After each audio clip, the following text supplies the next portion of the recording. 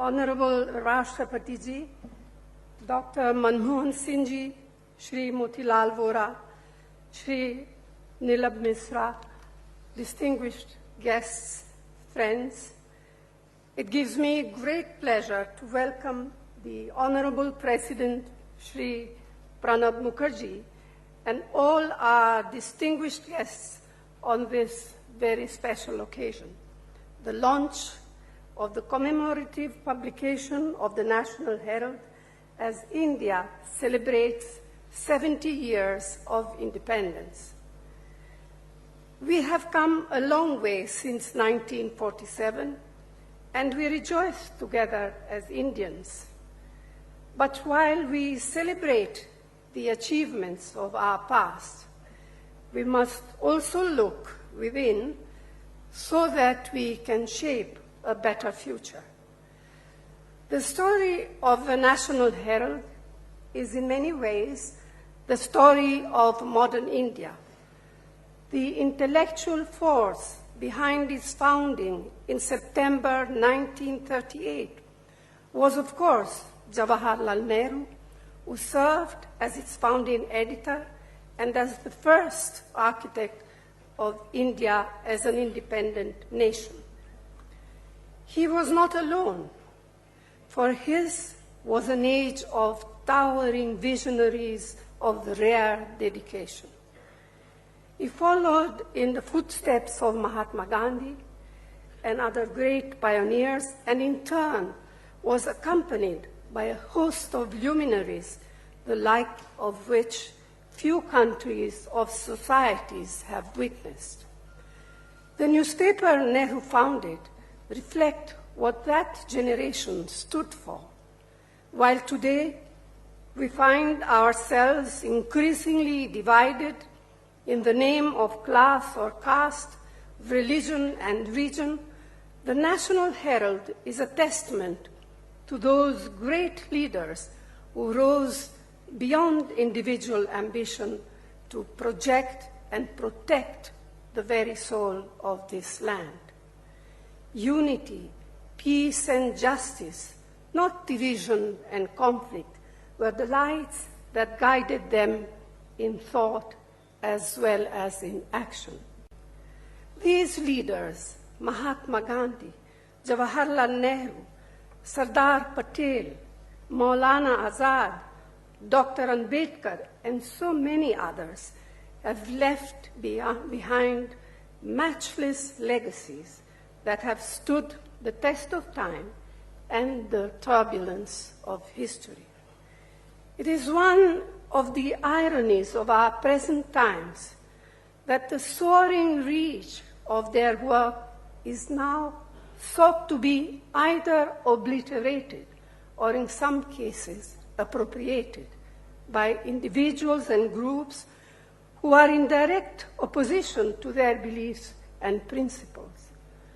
Those who stood aside when history was painfully made by sacrifice and struggle, those who indeed had little faith in the Constitution adopted by our country, are now seeking to create an India completely at odds with the one that saw the light of independence on August 15, 1947.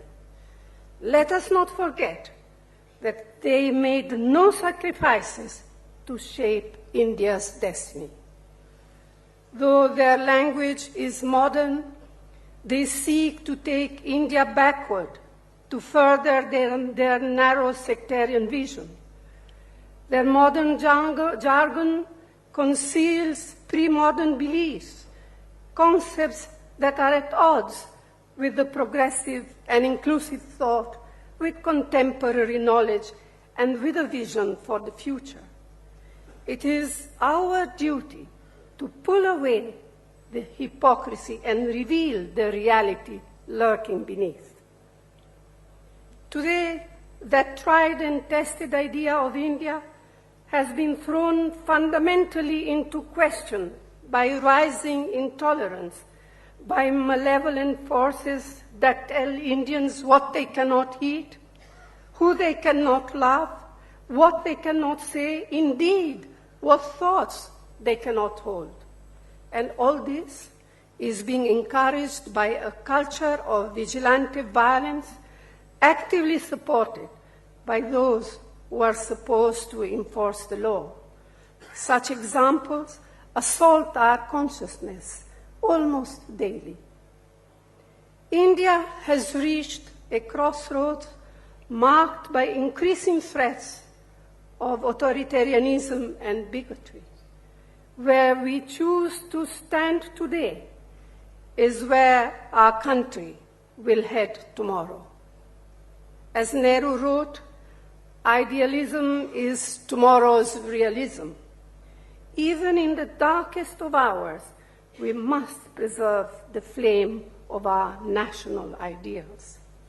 If we accept, without scrutiny, without question, without a challenge, the fallacies and follies we are witness to today, we will leave for our children, for our future generation, a land of injustice, a legacy of trauma, and a country divided and broken. We are in a war of ideas. We wage this war to preserve our ideals, which have built India up as a model of democracy, diversity, and coexistence. When these ideals are threatened, India itself is in danger. And if we do not raise our voices, if we do not speak up, our silence will be taken as consent.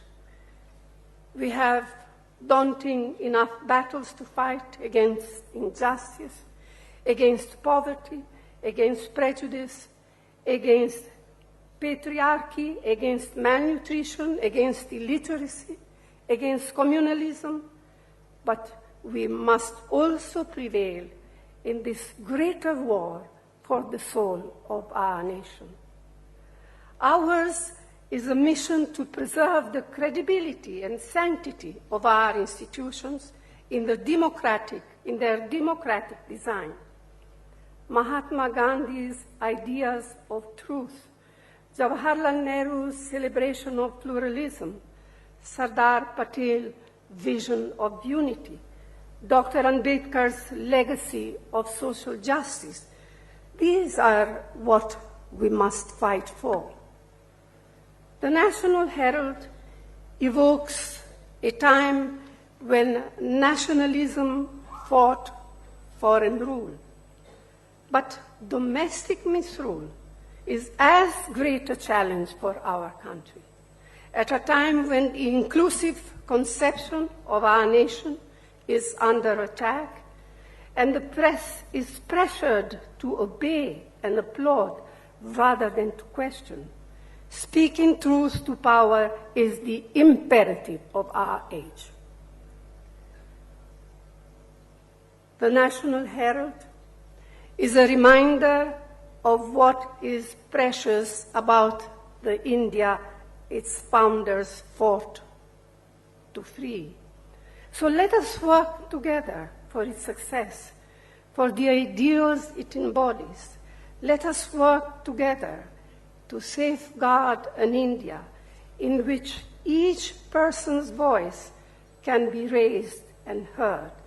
Most of all, the voices of those who question and disagree. We recognize today that it is only through such an ongoing conversation, always lively, often even heated and noisy, that our future as a united and peaceful India can be affirmed and ensured. Thank you. Jai Hind.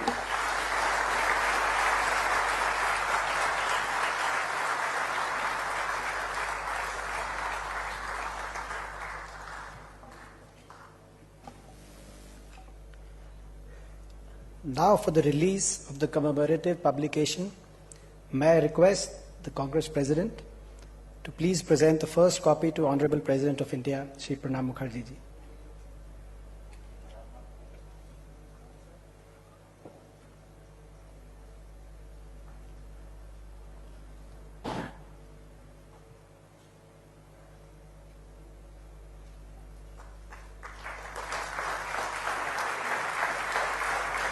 Now may I request the National Herald team to present copy to the dignitaries.